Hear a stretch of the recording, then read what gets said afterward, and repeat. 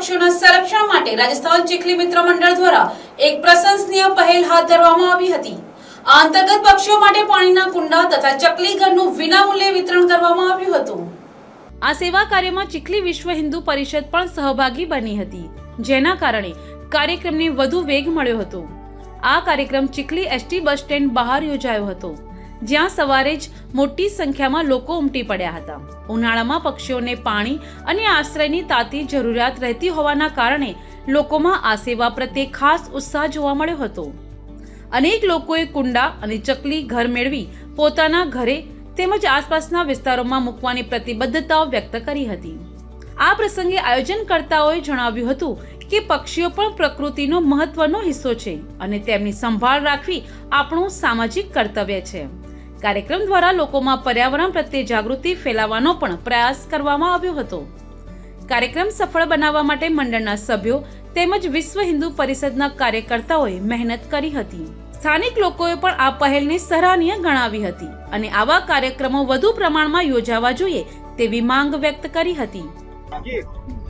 હું હેમા માલવિયા દિલ્હી મોરાથી જય કૃષ્ણ રાધે કૃષ્ણ ચેરિટેબલ ટ્રસ્ટની મેમ્બર છું અને દર વર્ષે ઘણા વર્ષથી અમે સાઈલાલભાઈ નંદલાલ મામા અને એ લોકો તરફથી આ કુંડા વિતરણ અને ચકલી ઘરનું કરી રહ્યા છે। આ કાળઝાળ ગરમીમાં લોકોને પાણીની તકલીફ પડે તો મૂંગા જનાવરોને આપણે આપવું એ ધર્મ છે આપણો, આપણે હિન્દુ છે અને આપણે આપવું જોઈએ અને અબોલ પક્ષીઓને માટે આપણે આ કુંડા વિતરણનું કાર્યક્રમ દર વર્ષે કરીએ છીએ ચકલી ઘરનું।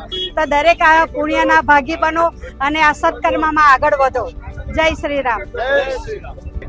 जय श्री राम। अद्वेष्ट सर्वभूतानां मैत्र करुणा एव च। આ શ્લોકની અંદર ભગવાન શ્રી કૃષ્ણએ પણ કીધું છે કે ભારતીય સંસ્કૃતિ અને સંસ્કારમાં અને શાસ્ત્રએ કીધું છે કે પશુ પક્ષીઓની સાથે પણ મિત્રતા હોવી જોઈએ। મનુષ્યની સેવા તો થાય છે, પણ મનુષ્યની સાથે સાથે જીવજંતુઓની સેવા માટે પણ આજે આપણે ત્યાં ચકલી, જે નાની ચકલી ઘરમાં ગોઠો બાંધતી, એમ કહેવાય એ વખતે ચકલી જો ઘરમાં આવે અને ગોઠો બાંધે તો નકારાત્મક ઉર્જા બહાર નીકળી જાય અને લક્ષ્મીજીની કૃપા રહેતી।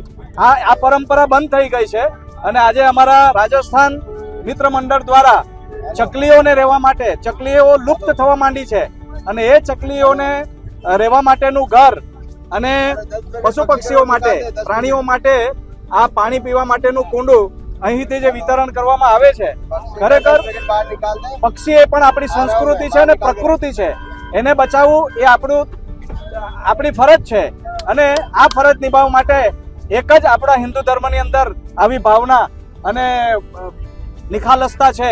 તો હું આ તબક્કે રાજસ્થાન મિત્ર મંડળને ખૂબ ખૂબ ધન્યવાદ આપીશ અને રાજસ્થાન ચીખલી મિત્ર મંડળને ખૂબ ખૂબ ધન્યવાદ આપીશ અને આવી સેવાકીય પ્રવૃત્તિ પશુ પક્ષીઓ માટે કરતા રહે એવી શુભકામના સાથે જય સિયારામ। જય શ્રી રામ। જય શ્રી રામ। કાળઝાળ બળબળતી આ ગરમીમાં મૂંગા પશુઓ અને પક્ષીઓ માટે રાજસ્થાન મિત્ર મંડળ ચીખલી તરફથી એક ખૂબ સરાહનીય અને માનવતાપૂર્ણ કાર્ય થઈ રહ્યું છે। આ સંસ્થાને ખૂબ ખૂબ અભિનંદન અને ખૂબ ખૂબ શુભેચ્છાઓ। માનવીઓને અને પશુઓને તો ક્યાંક ને ક્યાંકથી કંઈ મળી જાય છે, પણ મૂંગા પક્ષીઓને પાણી આ કાળઝાળ ગરમીમાં, આટલી અછતમાં, યુદ્ધની પરિસ્થિતિમાં, પાણીની અછતમાં આ પાણી ન મળે ત્યારે વલવલિયા મારતા પક્ષીઓને ખૂબ મદદરૂપ થાય તેવું આ કાર્ય રાજસ્થાન મિત્ર મંડળ ચીખલી તરફથી કરવામાં આવી રહ્યું છે। સૌ મિત્રોને વિનંતી છે કે કુંડું એક જ લઈ જાય અને લઈ ગયા પછી એનો ખૂબ સદુપયોગ કરે। પક્ષીઓ પાણી પીને તમને અને અમને સૌને પુણ્યના ભાગી બનાવે। જય શ્રી રામ। જય શ્રી રામ। જય Shri Ram. Bureau report NTC news Navsari.